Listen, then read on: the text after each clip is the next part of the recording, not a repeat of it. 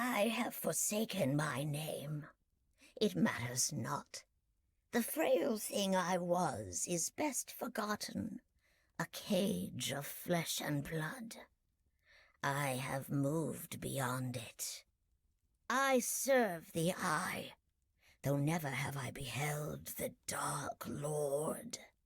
His day is yet far off, but that is well. There is much yet to do. When the Nine claimed Minas Morgul, I was there. I marched through its riven gates. I watched its towers darken, heard its people's cries of anguish. Such music!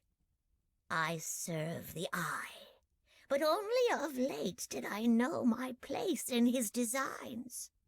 A priestess I was then, my knives red from work in his name.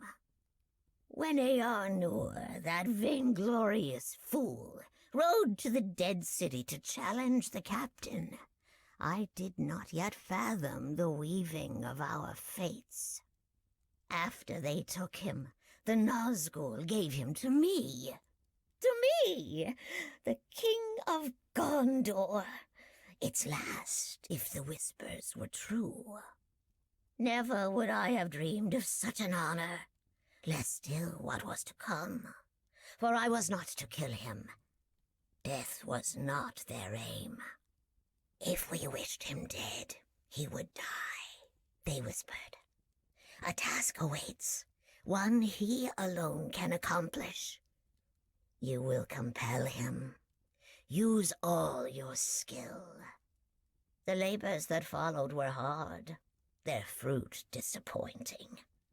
A king's screams, it happens, sound little different from any other man's. In the end, though, he did what the Nazgûl bade. When I was finished, he had become Nírnaeth, only a husk of despair. A wretched thing. But it sufficed. They turned him loose, not to return to Gondor, for he was too ruined even to want that any longer, but to flee into the mountains. The Nine knew what he would find. They knew a king's uses. For 2,000 years, the white tree had grown in that hidden vale, beyond the ken of men. He sniffed it out like a hound. When he saw the Nine had followed him, he clawed its bark as if he might tear it down with his bloody fingers. I watched the Nazgûl befoul that tree, reveled in the king's sobs as I beheld what their sorcery made of it. Morloth the Black, the dire, the profane. In our master's honor we built this fane, this woeful house where I have ever after worked my craft.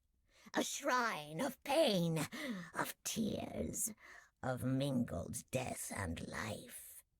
As reward, I was blessed to be the first to bleed there.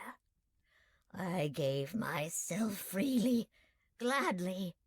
I sang as I writhed in my throes before the dark tree. Even as I perished, I felt the black breath upon me. It held shut death's gates, unmade, and made me again in likeness to the gaunt ones of old. I have forsaken my name. It matters not, for I am named anew.